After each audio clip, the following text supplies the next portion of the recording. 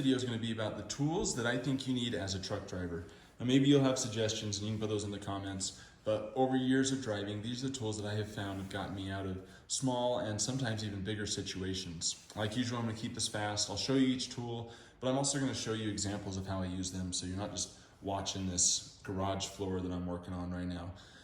I've broken it down into 3 levels. I've got the tools that I think you've got to have no matter what, the tools that I highly recommend still having, and then an extra little one that I think makes a big difference. So let's start this off. Very first, you need to have a bag that can hold all this stuff and move with you. This little bag here holds everything that I need to use when I go truck driving. The reason I say it moves around easily is because then if you have to jump trucks or truck breaks down, you can take your tools with you. Don't travel without your tools. It's just unwise. Okay, your required tools that you gotta have. The mini sledge. This is a 3-pound mini sledge. Don't get a tire thumper. I've used tire thumpers. They don't work very good. This is a good way to check your tires. Now, not only is it much better than a tire thumper, it's useful for everything else. If you have a blowout and you need to bend a fender bracket back in place, you can beat it back. Your tire thumper's not going to do that.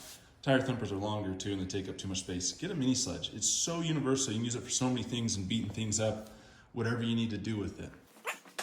A good tire pressure gauge. Now, I have a bad example here because I left my tire pressure gauge in my semi-truck as I was checking my tires. So I've just got my motorcycle one here. Get a good tire pressure gauge. I'm showing you examples here. You don't need to have to check your tires with your tire pressure gauge every day, but you should at least once a week, and you need to know that it's reliable. A good flashlight, okay? Hopefully you already have this, even if you don't have a toolkit. You've got to have a good light. Your phone light is not strong enough to see the things you need to see. Just a small one that shines a good little beam so you can see everything on your truck and trailers. Another one of those universal tools, a Crescent Wrench, kind of goes without saying. You can use this for so many things. Vice grips. Now this is a very important tool. I'd even recommend getting needle nose vice grips. These ones will still work. An example would be if you have an air can that goes bad or just a really bad air leak. Oftentimes you can pinch off the air lines using your vice grips, and then you can duct tape or zip tie it to the airline so you can drive down the road and still get moving. Now, I've made some videos about how that works in those specific situations. You can use vice grips for many other things. That's the number one reason I say you got to carry it though, is to pinch off airlines. Pliers. Pliers are super universal. I think it kind of goes without saying. Easy to carry, they're not expensive. Get pliers. 1/2-inch ratchet. Now I specifically specify 1/2 inch because on many trucks, if you run into a situation where you need to change your belts, you may not have run into, or may not know how to change your belts yet, but oftentimes if you just have a 1/2 inch ratchet, you can stick it right into the belt tensioner and release the tension. If you don't have this tool, it's pretty much impossible to release the tension on that. So if you're gonna have a ratchet, have a 1/2 inch one, mainly for that purpose. Filter wrench, again, another universal things. You can use it to change your air dry karcher, your fuel filters. A lot of the newer trucks, you don't need filter wrenches anymore. They have housings, so that's changing a bit. But again, cheap, easy tool to have. You can use it for many things. I've used it on random breakdowns because of how you can tighten and move things around. Now you might laugh about this one. This is 100 feet of rope. Listen, I've run into situations where something's come loose, a fender bracket's broken off, whatever. What are you gonna do? I mean, you probably don't have enough bungees. Just screwdriver and some bits. Just kind of goes without saying. Okay, some wrenches. Now, of course you want more wrenches, but if you're like, I can only buy 3 wrenches, 7/16, 1/2 inch, and 9/16 are the ones you need to get, because these are the sizes that you can use to adjust the slack adjusters to adjust your brakes if you ever get into a situation where you need to do that. These are the most important and most common sizes. Start at least with these 3. We'll talk about more wrenches later. Wrapping up our list of mandatory items is zip ties. You can use these for everything, okay? Get a whole bunch. Get more than I have right here. This is just a little bit that I grabbed. Carry a whole bunch of zip ties and different lengths. It just makes so much sense.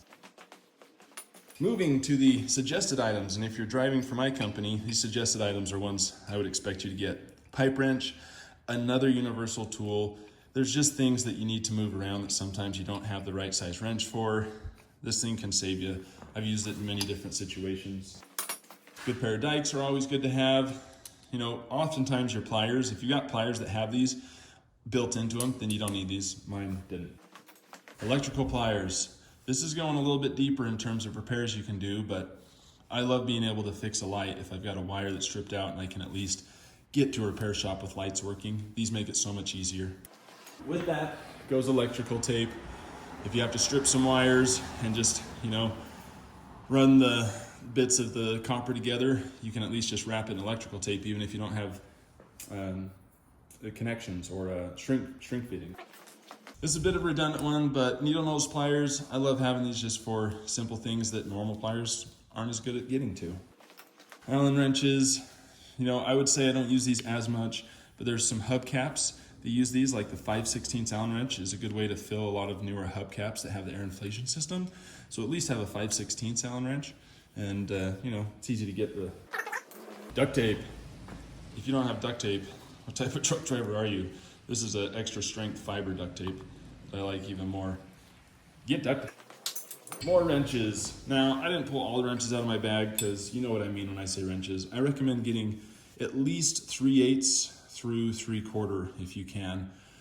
That would cover you for a lot of stuff, but it's good to have some wrenches just in case. I also carry some metric ones just because I like to be a little extra prepared. And of course, sockets. You can get a little adapter so your 1/2-inch ratchet can run 3/8 sockets. I also carry a 3/8 ratchet. Again, it's just something that I found could fit in my tool bag. Sockets have made my life easier for simple things. Okay, there's the majority of your toolkit that I think you definitely want to have. The last thing that I'd recommend, I don't work for these guys. This is called Fiber Fix. This is super helpful stuff. It's super strong. This can do a lot of things. If you blow a radiator hose and it just has a hole in it, you can actually clean off that radiator hose and use this to get down the road. It'll hold the pressure. If something breaks, whatever it is, this stuff's wicked strong. It's stronger than duct tape. I like giving this to my guys just as a way so that you have this option. Again, it's one of those things that takes a little bit more effort on your part to do. On the side of the road, sometimes that's not fun, but if it saves you 3-4 hours or a whole day of a breakdown, man, it's worth it to at least give this stuff a try. It just takes a little bit of water and like 10 minutes, and then you're good to go. All right, there's the toolkit that I recommend. There's a lot of information. Hopefully we went through that fast enough so you didn't have to wait. In terms of cost here, what you can expect, I wanted to get slightly above average tools. I ended up spending about $250 on this toolkit. Go to Harbor Freight, you can get everything you see here for $150 or less. And even if you don't get all the things on this list, you'll even save more money. And listen, this money, you might think, well, I don't have that type of money. Well, if you break down and can't fix yourself and a repairman's not easily available and you don't have the ability to run your load that day, or it ends up costing you a load later that week, how much money does that cost you? I mean, these tools are well worth it to have. It makes so much sense for you to be able to get yourself moving out of these small little breakdowns we run into with trucking so much. So good luck, get your toolkit. Well, I hope you found this video really helpful. If you want to, click right down in here. This is the subscribe button. That'll give you more of our helpful videos. And then after that, come over here and click here for more of our videos. Remember, truck drivers are American heroes. Let's make truck drivers great again and keep on trucking.